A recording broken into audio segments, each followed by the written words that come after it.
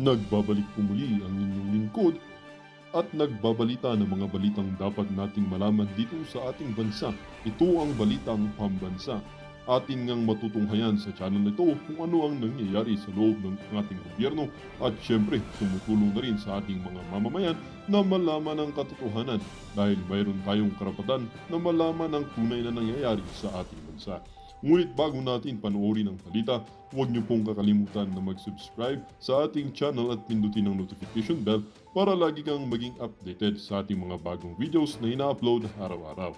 At sa ating mga solid viewers naman dyan ay maraming salamat naman po sa walang sawang pagsuporta. At syempre, huwag din pong kakalimutan mag-iwan ng like at i-share ang ating mga videos. At kung mayroon ka naman pang opinion, ang ating comment section ay bukas para sa inyong mga hinaing. Ito na nga mga kaibigan, ating panoorin ang buong video. Salamat po muli and God bless!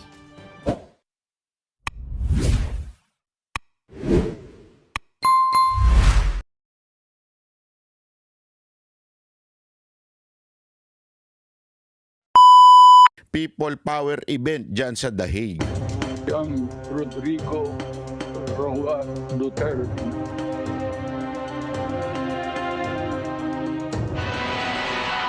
Sa gitna ng mga panawagang ibalik sa Pilipinas si dating Pangulong Rodrigo Duterte na hawak ngayon ng ICC, nangangamba raw si Vice President Sara na baka matulad ang ama sa sinapit ng yumaong senador Ninoy Aquino. Nagkomento rin ang bise sa panawagan ng mga taga-suporta na magbitiw si Pangulong Bongbong Marcos. Mula sa The Hague sa The Netherlands, nakatutok live si Maris Umali. Maris. Vicky, sa pagtitipon nga ng mga taga-suporta ni dating Pangulong Rodrigo Duterte kahapon dito sa Dahig, kasama si Vice President Sara Duterte, lumutang ang mga panawagan sa pagbibitiw ni Pangulong Bongbong Marcos.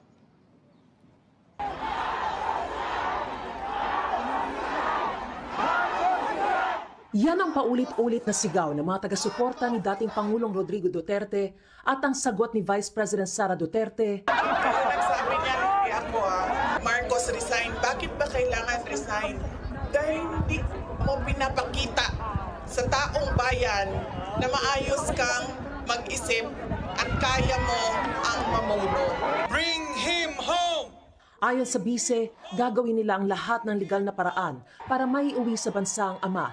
Pero nag-aalala raw siya na baka matulad ang ama sa nangyari kay Senador Ninoy Aquino na binaril sa tarmac pagbalik sa Pilipinas noong August 21, 1983. Sabi ko, yung kagustuhan mo na umuwi, yan din yung katapusan ng buhay mo. Magiging Ninoy Aquino Junior ka. At sinabi niya sa akin, sabi niya, kung ganyan ang kapalaran ko, then so be it. Basta lang mauwi ako sa Pilipinas. Kaya meron man akong worry para sa kanyang safety and security, pero lagi niyang inuulit-ulit talaga, ibalik niyo ako sa Pilipinas. Bring him home! Bring him home! Mensahe ng bise sa mga taga-suporta. Ipaalam sa kanila na mali ang ginawa kay Pangulong Rodrigo Duterte.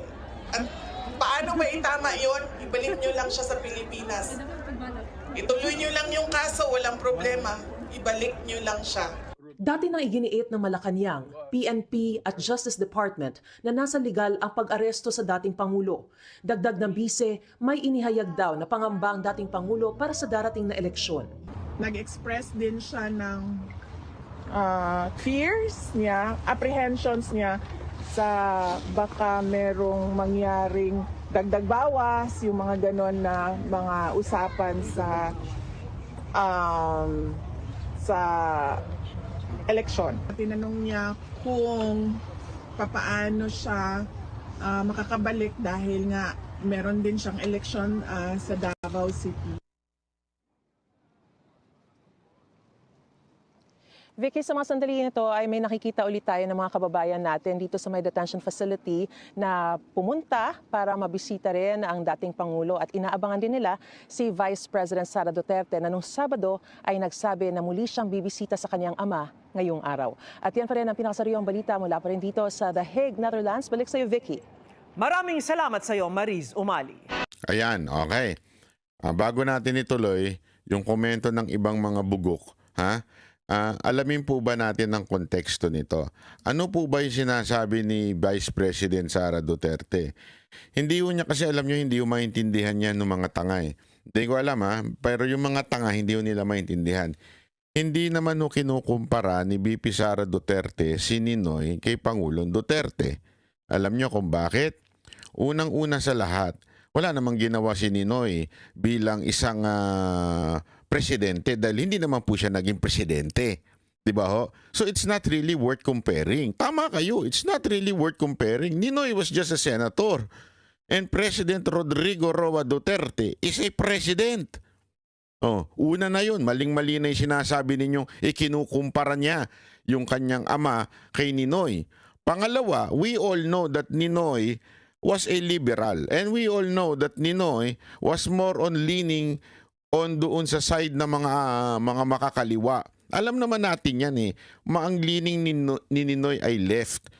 At malayo naman si kay Pangulong Duterte dahil si Pangulong Duterte, alam naman natin, isa sa mga advokasya na ginawa ng kanyang gobyerno noon ay labanan ang mga rebelding NPA. So malabo na naman din doon. Ano pa?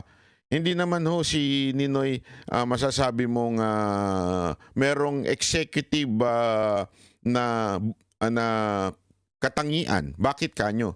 Kasi si Ninoy naman, ang talagang matagal niyang ginampanan ay pagiging senator.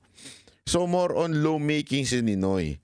At si Pangulong Duterte more on executive. As a matter of fact, nung siya ay nag-congressman, naboborho siya kasi nga gusto niya yung gumagalaw sa ground, namumuno, nag-i-execute na mga dapat i-execute. So ganun ang malabong-malabo ho. So it's not really worth comparing. And besides, di ba? Ang Pangulong Duterte ay talagang tunay na bayani. Ewan ko lang kay Ninoy hindi ko lang alam. Pero hindi ko masasabing bayani si Ninoy. Ano ba ginawa niya? Na masasabi mong bayani, yung demokrasya na ganyan-ganyan, na ano nangyari after demokrasya. Sa totoo lang, baka kasi sinasabi na iba, di ba, kahit dahil nga kay Ninoy, let's give credit na napatalsik daw si Marcos Sr. Hindi ho, mga kababayan, nagpatalsik kay Marcos Sr., it's not Ninoy. It's the people. Kaya nga people power, na kayo ng tutsang kalabaw. Although, that death was used by the people. Tandaan niyo baligtad. It's not the death that caused. The death of Ninoy was the cause of the people power. Hindi ho ganoon. Yung death ni Ninoy ang ginamit lamang ng mga tao para magkaroon ng pag-aaklas sa gobyerno ni Marcos noon. So ibig sabihin hindi natin masasabing siya talagang dahilan kung bakit meron ng pag-aaklas even before. It was just somehow naging pinaka-trigger. Pero meron na ho talagang pag-aaklas noon. Matindi ng pag-aaklas ng mga tao noon. At kita nyo naman, ano resulta? Kayo na magsabi. Anong resulta nung pagpapatalsik kay Marcos? Nabago ba Pilipinas? Hindi ho. Hindi ko sinisiraan yung si Ninoy o kaya yung kanyang asawa. Pero kitang-kita naman po natin mga kababayan, ano nangyari? Nandun pa rin yung mga cronies, nandun pa rin yung mga makakaliwa, na pinalaya pa nga, di ba?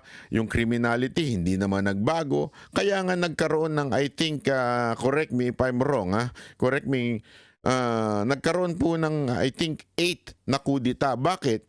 Kasi yung talagang tunay na nakipaglaban nung sa EDSA, yung mga tao at yung sundalong bumaligtad, ang nais nila ay tunay na pagbabago. Ano nangyari nung kay Cory? Walang nagbago.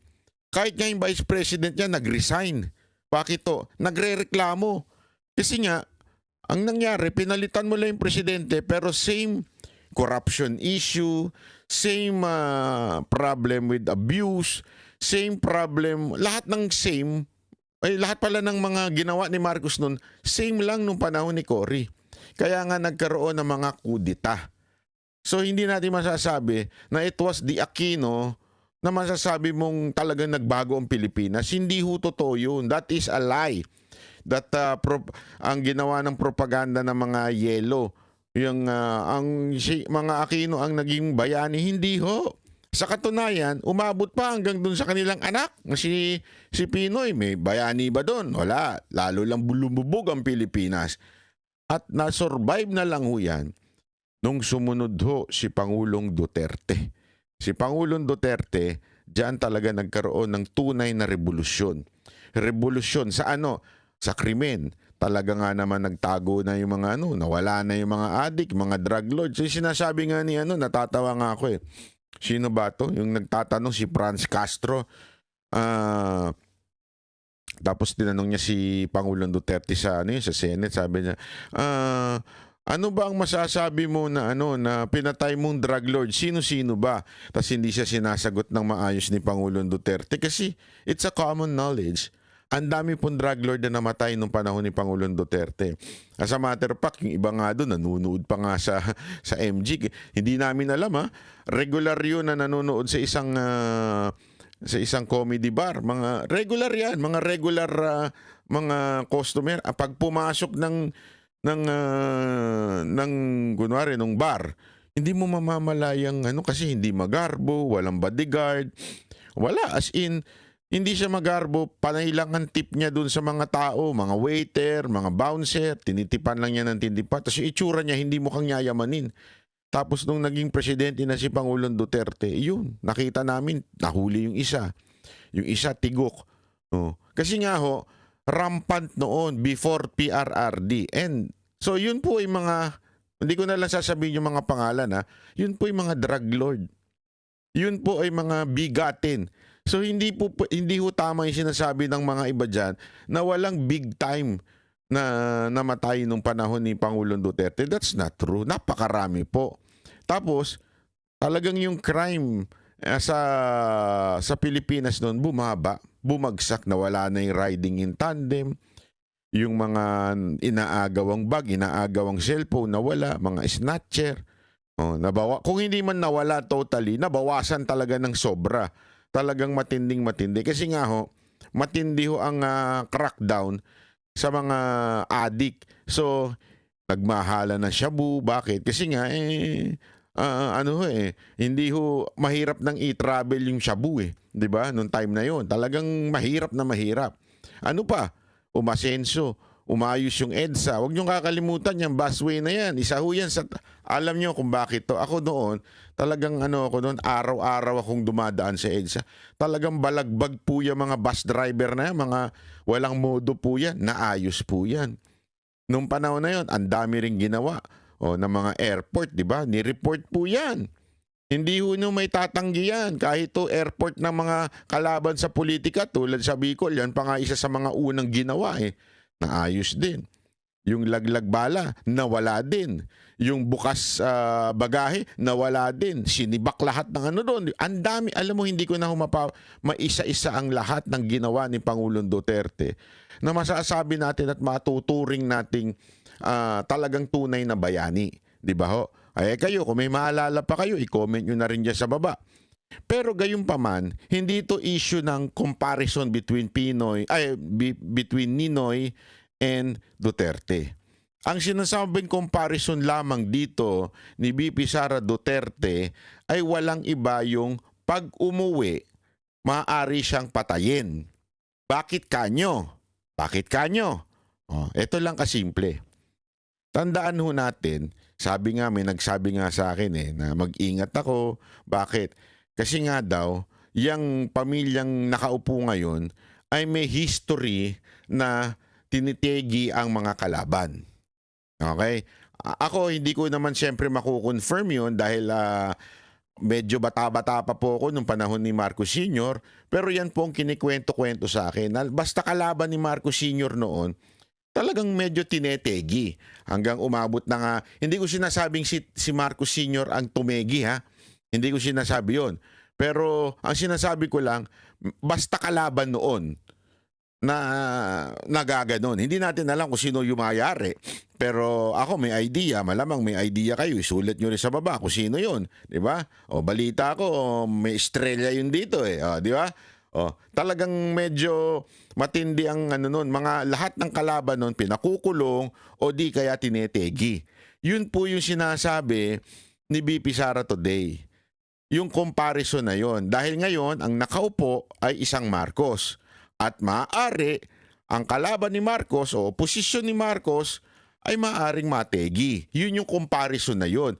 Pero wala naman pong direktang sinasabi si BP Sara Duterte na papatayin sila ni Marcos. Wala silang sinasabing ganon. Pero ayon sa kasaysayan, nangyari ho yun nung panahon ni Marcos Sr. Dito nga ako nagtataka eh. Yung mga tatanga-tangang dilaw at tatanga-tangang mga kakampuet, di ba? Hindi ko nila maintindihan yung logic na yon. Hindi ko nga maintindihan kung nakalimutan na nila yung dating sigaw nila na Marcos pasista, Marcos diktador, mamamatay. Dati yan na sigaw nila eh. Tapos ngayon, para bagang kinakampihan pa si Marcos na tipong hindi naman mangyayari yan. Yun po ang punto doon. Hindi yung comparison with with Ninoy. Nagkataon lang, Ninoy is the opposition. Now, definitely, the opposition is the Dutertes. Yun ang ibig sabihin nun. It's not the person, it's the opposition. So, ibig sabihin, pag opposition ka, nung panahon ni Marcos Sr., natetegi. Kaya ngayon, posible, panahon uli ng kanyang anak, yung mga opposition mategi. Naintindihan natin, di ba? Kasi minsan gumamit din kayo ng utak eh. Ang hirap kasi sa mga pinklawan at saka yung mga commentator na lalong-lalo na yung nandun sa Malacanang, medyo yung kanyang brain medyo naiwan sa pagbablog eh. Hindi na umasenso eh. Hindi mo maintindihan na yun po ang pinupunto doon. It's not comparing Ninoy and Duterte. It's just para bagang hindi comparison eh. Parang pagkapareho ng sitwasyon.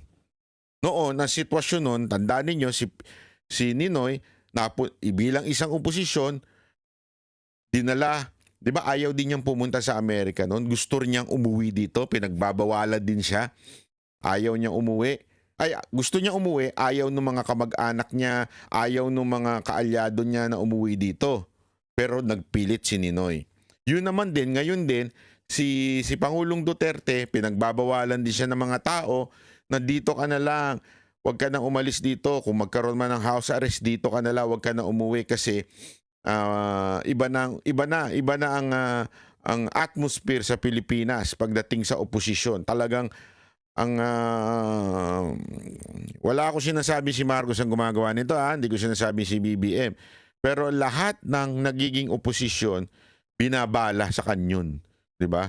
Ika nga talagang lahat po ay gustong mawala. From Pastor Kibuloy, Yesemenay, Duterte, 'di ba? O ano pa? Sino pa? Lahat ng mga kaalyado kinakasuhan yung Cebu Mayor, 'di ba? Mga kinakasuhan no. Sino pa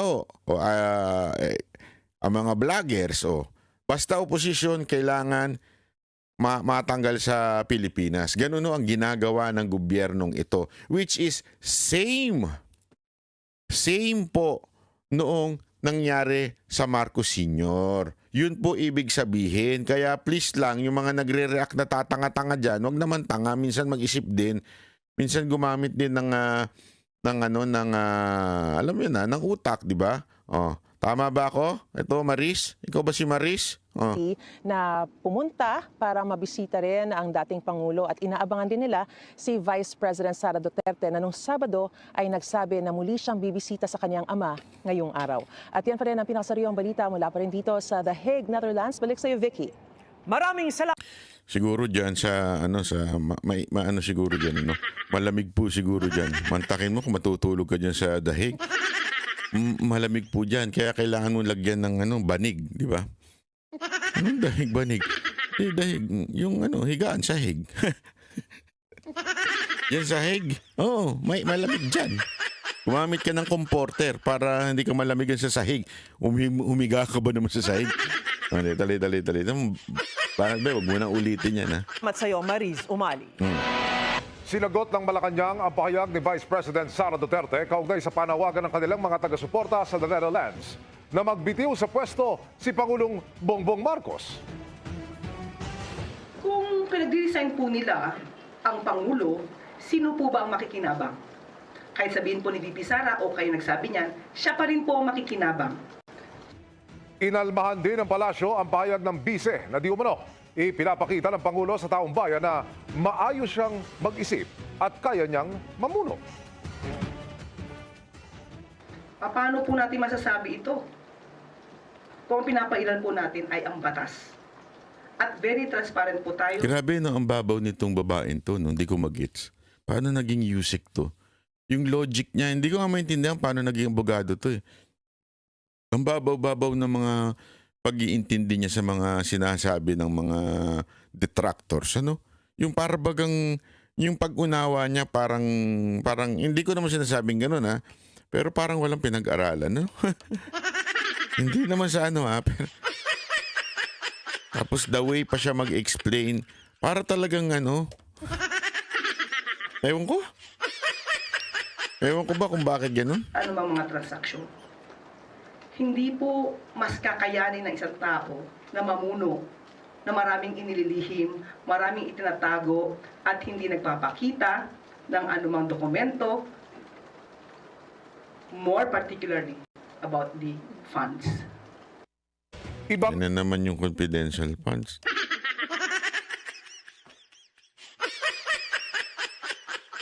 Hulaan nyo kung sino yung ano niya. Tingnan mo, ha, binabanatan niya si VP Sara Duterte pero ang dinidescribe niya, best description ng Pangulo niya. Tingnan mo, ha, tingnan mo. Kung ang pinapailan po natin ay ang batas. At very transparent po tayo sa anumang mga transaksyon. Hindi po mas kakayanin ng isang tao na mamuno na maraming inililihim, maraming itinatago at hindi nagpapakita ng anumang dokumento. Ayun. Maraming nililihim. Sino ba maraming lihim dyan? Yung mga trip niyo sa US. Di ba? Tatalbog sa'yo lahat na sinasabi mo, Day. Ano pa? Hindi lang ho yun.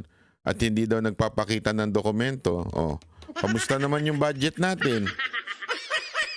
Kamusta naman yung expenses ng confidential fund ni Marcos? Alam niyo, tatalbog sa inyo yung paulit-ulit yung confidential funds. Tanungin ko kayo, magkano lang ang confidential funds ni VP Sara Duterte at yung Office of the Vice President at saka yung confidential funds ng presidente? Wala ko sa kalahati. Tapos sasabihin mo, bakit hindi pinapakita, tinatago ang dokumento? Ba't di nyo ilabas yung dokumento ng OP sa confidential funds? Di ba? Puro tayo daldali. Anak ka ng tutsa naman, Madam Claire. Ano bang yung mga sinasabi mo? Taloy na.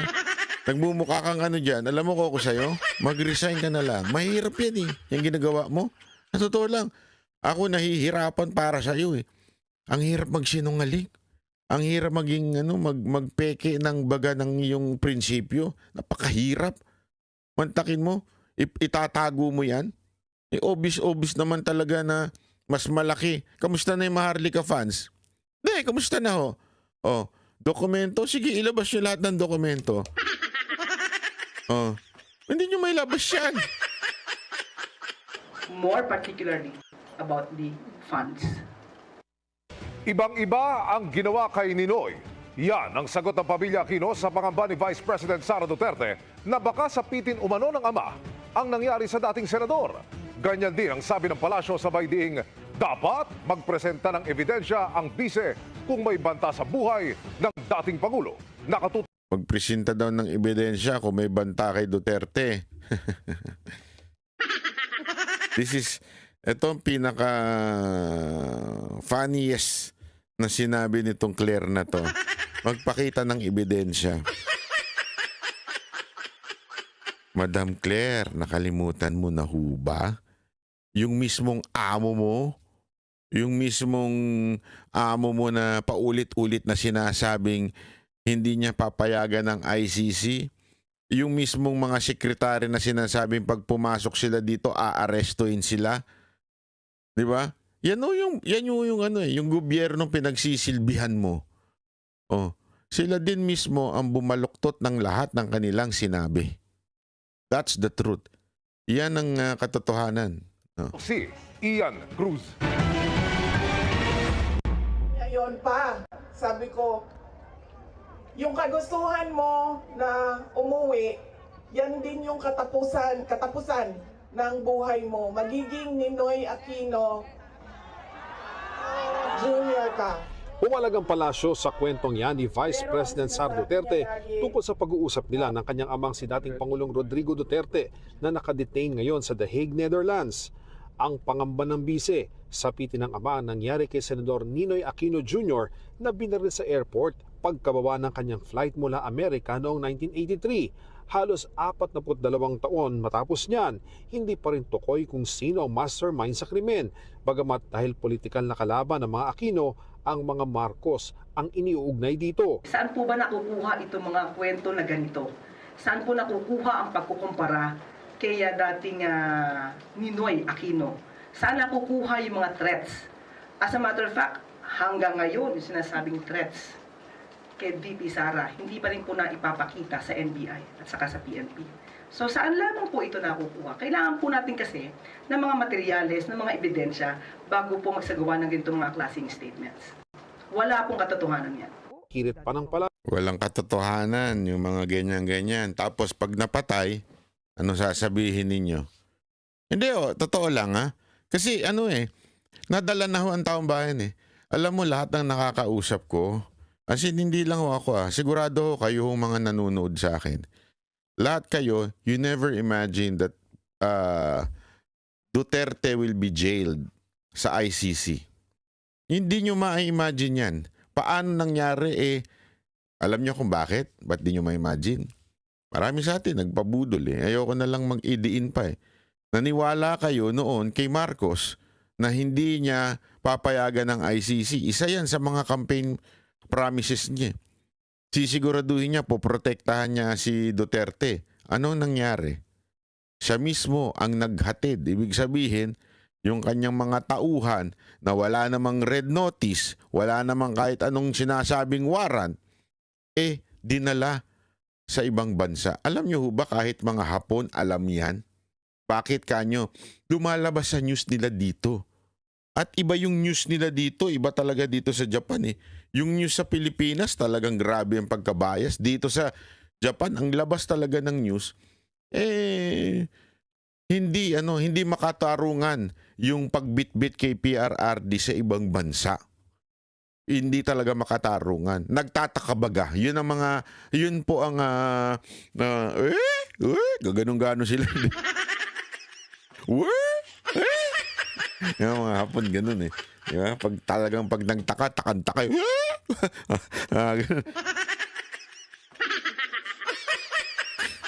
Oo, totoo. Wala akong biro.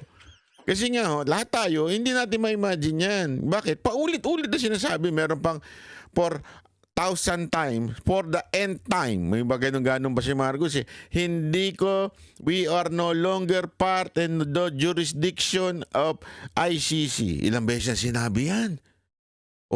Pero nung siya ay nagpa-press ko na I think dinilit daw, sabi nung iba, hindi ko sure Hindi ko sure, pero dinilit daw yung press ko na yun, nawala bigla na sinasabi doon na hindi naman daw siya sumunod sa ICC kung hindi sa Interpol. Ang Interpol po walang kapangyarihan.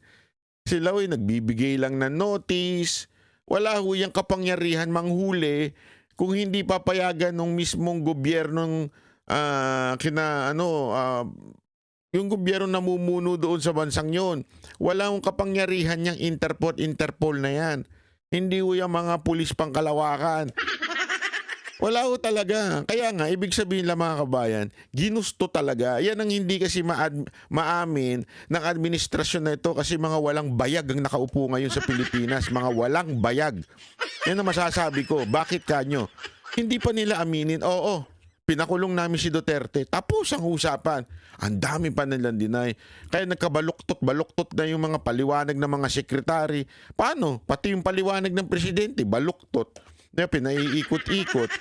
Mga walang bayag, walang paninindigan.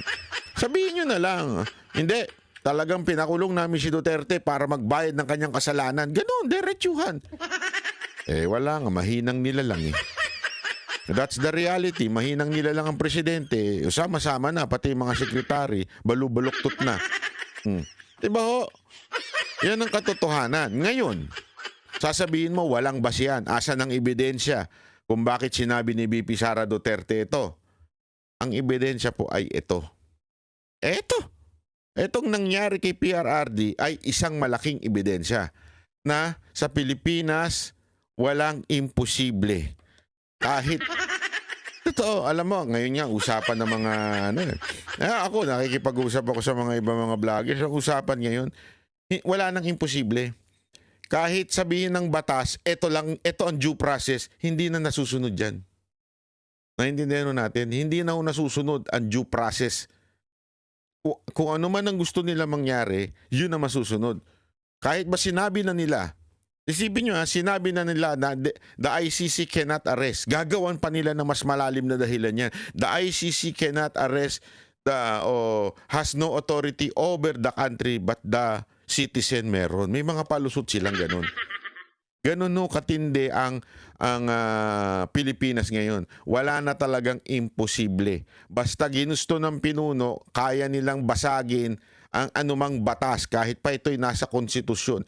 Alam niyo ho ba yung nagsalita doon sa Senate hearing na international law expert, tapos siya din po ay magaling sa konstitusyon, siya po ay talagang bihasa sa konstitusyon. Paulit-ulit niya sinasabi. Kaya nga sabi niya na nga doon, I beg to disagree, Mr. Secretary. Kasi nga ho, nasa konstitusyon po yan. Alam niyo, ang batas natin, pag sinabi mong nasa konstitusyon, yan po ang isabi nga ng aking tatay, skeleton yan. Yan ang pinaka-backbone ng lahat ng Republic Act, lahat ng mga batas na ginagawa, mga ordinansa sa LGU. Hindi pwedeng magkaroon ng ordinansa sa LGU na tatamaan ng konstitusyon. Hindi pwede. Yan ang pinakamataas na sandigan. Tanggalin mo ang konstitusyon ng Pilipinas, chaos na ho. At nasa konstitusyon po ang tinatawag na due process. Na everyone should be given a due process. Yan po ay nasa konstitusyon natin. Hindi na sinusunod ngayon. Kasi simple lang Binigyan po ba ng due process si Duterte? Yes or no? As simple as that. Huwag na tayo magpaikot-ikot. Binigyan ba siya ng tsansa, sumagot, bago magkaroon ng... Sabihin na nga natin may Interpol. May notice. Kunwari, may notice. Kahit wala. Red notice nga, wala. Kahit ba sabihin natin may red notice. Bilang gobyerno, at yan ay tagalabas, meron silang ginagawa.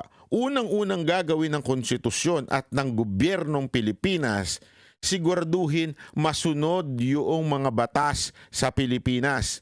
Mabigyan ng tsansa yung inaakusang sumagot sa inaakus sa kanya. Naintindihan niyo yun? Dapat to lahat. Whether you are a president, sabi nga nila, even criminals are given due process. How much more yung dating presidente na hindi naman kriminal, inaccuse lang ng tagalabas, tapos bigla mong ibibigay without due process. So yun po yun mga kababayan. Simpleng-simple.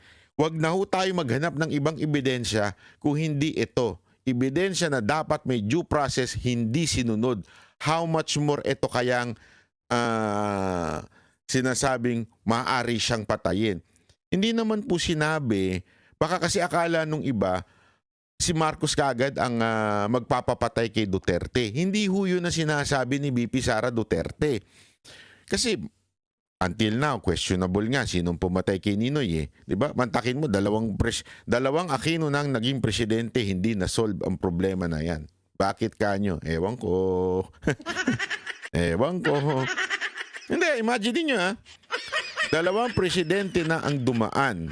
Hindi na-solve yung issue ng pagpatay kay Ninoy. Bakit? Ewan ko.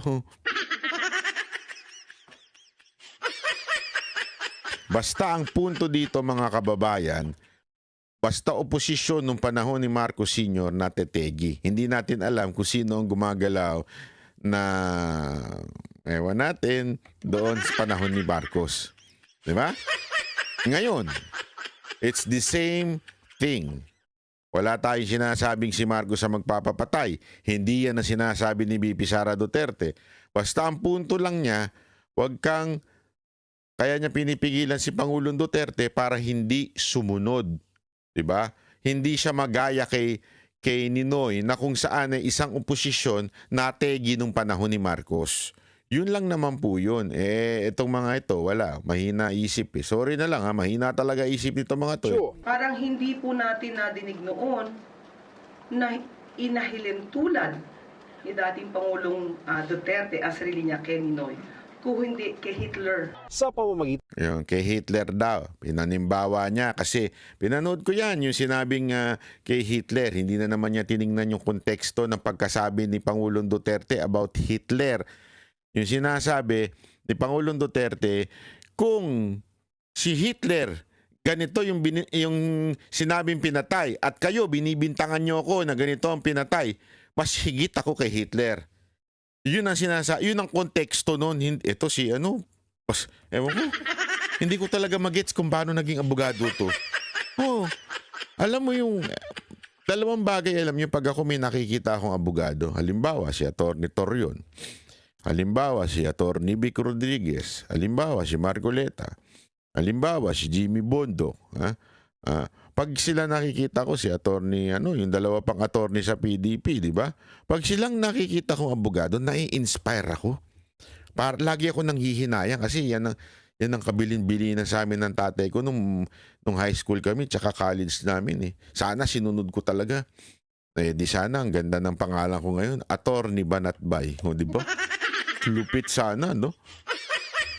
Hindi alam mo, pagka sila Atty. Torion ang napapakinggan ko, naengganyo ako mag-abogado. Pero pag ito napapakinggan ko, parang, bakit ganun? Paano naging abogado to? Hindi, yun ang totoo ha. Hindi ko parang kung ganyan lang din ang abogado, ayoko na maging abogado. Parang ganun eh.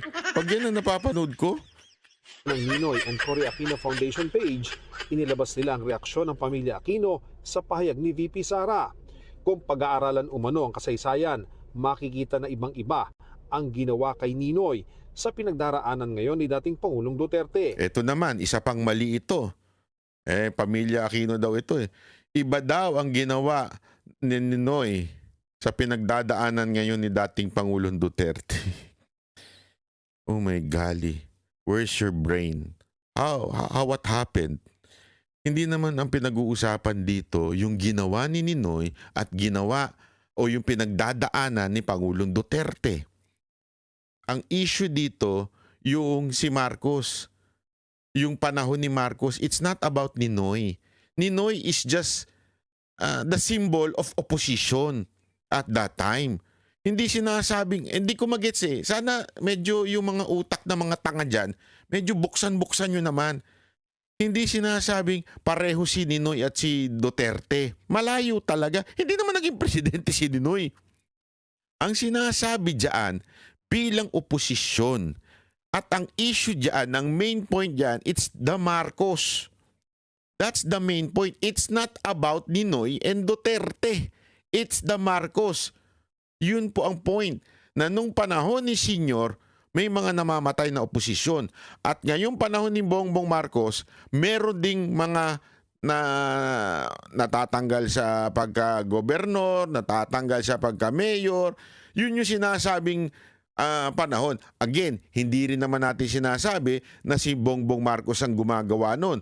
Pero same ang nangyayari. Ang mga oposisyon natetegi. That's the point. Hindi pareho si Ninoy. Iba, magkaiba talaga. Hindi naman noon nakulog si Ninoy noon eh. Tumakas siya noon. Alam ko, tumakas po siya noon. Tapos ang alam ko noon, nagpagamot.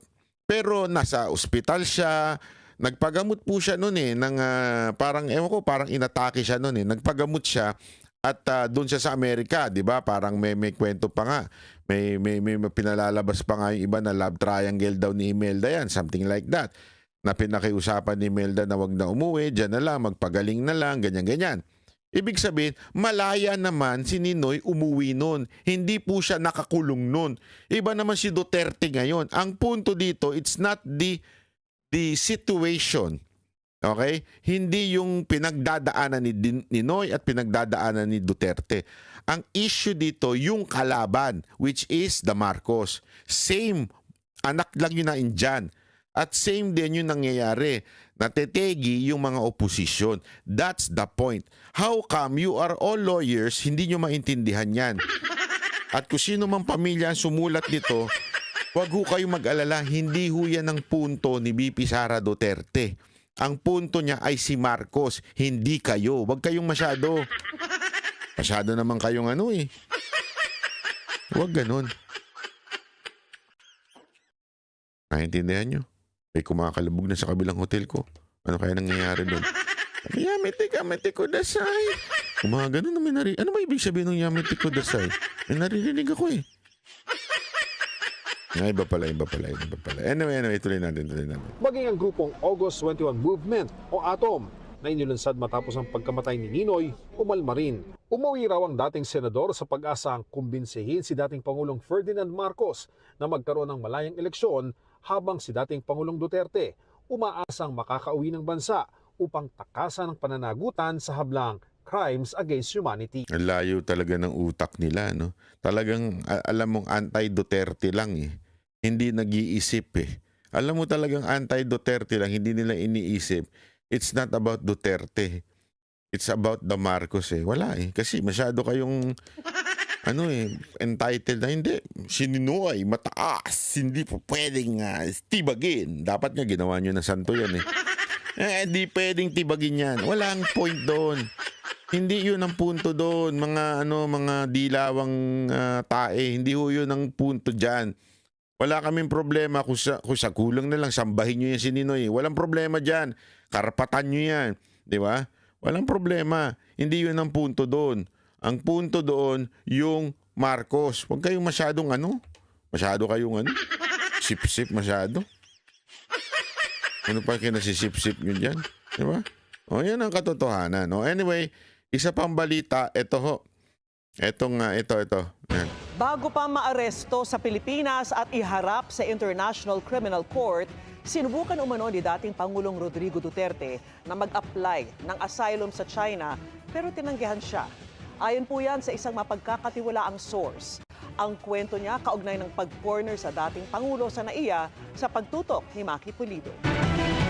Yan, ito si Maki Pulido. Isa pa to. Meron daw siyang source na sinasabing nagtago si Pangulong Duterte. Parang naghumingi ng asylum sa China. Ito si Pangulong Duterte. Ay nako, Maki Pulido. Paano ba yan? Biglang dininay ng China, so fake news ka. Ako po, patay ka.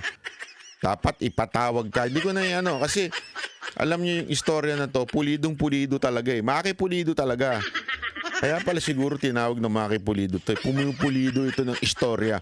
Pulidong-pulido kung saan anong gagawin, kung kesyo sinubukan daw tumakas kasi kaya lang merong mga Interpol no sa Hong Kong. Walang tumatak. Yan. Si Duterte tatakbo, hindi na nga makalakad ng diretsyo. Paano mo patatakasin yan si Duterte?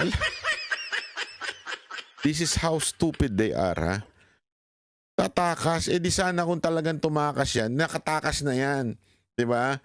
Kung talagang merong hinihinging asylum yun, sa tingin nyo hindi bibigyan ng China yan? Kaalyado nila si Duterte, ibibigay ng China yan. Sigurado yan. Alam nyo, ayoko na lang magsalita, pero ang mag-apply ng asylum, once hindi pa ma-aproba application pa lang, hindi mo na pwedeng pauwiin yung tao. Application pa lang. Okay? Hindi mo na pwedeng pauwiin yung tao. How much more na mismong si Duterte, na lahat naman kayo, inaamin ninyo, kaibigan ni Xi Jinping yan. Hindi, di ba? Yan ang akusasyon ninyo. Ganon sila ni Xi Jinping. Tapos hindi siya pinayagan mag-asylum doon? How stupid is that logic? Hindi, totoo ha. Hindi ko maintindihan kasi yung pag-twist nyo sa truth, which is, ang kwento ninyo, ganon sila ni Xi Jinping. Dikit na dikit sila to the point na ipinamigay yung island. Ganon ang kwento nyo. Pero this time, hindi pinayagan na mag-asylum. How stupid is that? Pwedeng ipangako ni Duterte. Kung gusto lang talaga ni Duterte, pwede niya ipangako. Xi Jinping, dito muna ako ha. Pag naging presidente anak ko, bahala ako sa'yo. Akong bahala sa'yo. Kung kaya, kung alam mo yun, pwede niya sabihin yun eh. Kung talagang gusto niya magkaroon ng political asylum. Pero hindi ho. Hindi nga ho siya tumakas eh. Mantakin mo paano tatakas yan. Pagkakaguluhan ng mga Pilipino yan. Doon na nga lang nakita niyo. Alam mo, dumungaw lang si Pangulong Duterte sa bintana. Nagkagulo ng mga tao sa Hong Kong. Yung mga pulis nataranta na, hindi na alam ang gagawin. Kulang na lang siguro ipadala yung buong sandata ng China para lang pigilan yung mga tao. Sa dami ng tao, I was there. Kitang-kita ko mga kababayan. At malayang-malaya naman si Pangulong Duterte tumakas kung gugustuhin niya eh. Di ba? Pwede naman eh. Hindi na siya atin sa event. Ba't pa siya atin ng event? Tatakas na nga siya. Ang bihirang mga tanga-tanga ng mga tao dito talaga. Yung mga nagbibintang sa kanya na gusto magpa-asylum. Ngayon, dininay ng China. So, ang tanong, mga kababayan, ito ang pinakamatinding tanong. Ito ang pinakamatinding tanong. Barbers, Pimentel, Paduano, at saka itong sino pa ba? Si Dan Fernandez, wala na yan. Natatalo na yan, kaya hindi na ano yan. Sino pa? At saka yun si yung Bulaang ewan ko kung anong bulaan yun. Basta. Yun, di ba? Bakit uka nyo? Bakit hindi nyo ipatawag? Bakit hindi nyo ipatawag ito at sabihin nyo, Hoy, Maki Pulido, hindi pulido yung kwento mo ha. Mukhang meron kang Sino yung nagkwento sa'yo? Bakit sablay yan? Bakit fake news yan? Ito, papakita natin ha. Itinanggi ng China ang ulat na may natanggap silang asylum request mula kay dating Pangulong Rodrigo Duterte at kanyang pamilya.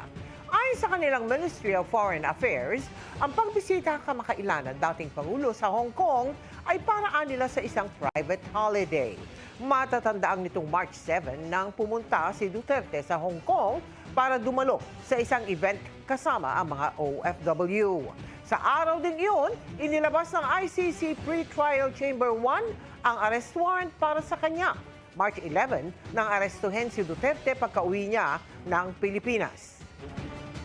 Ayan.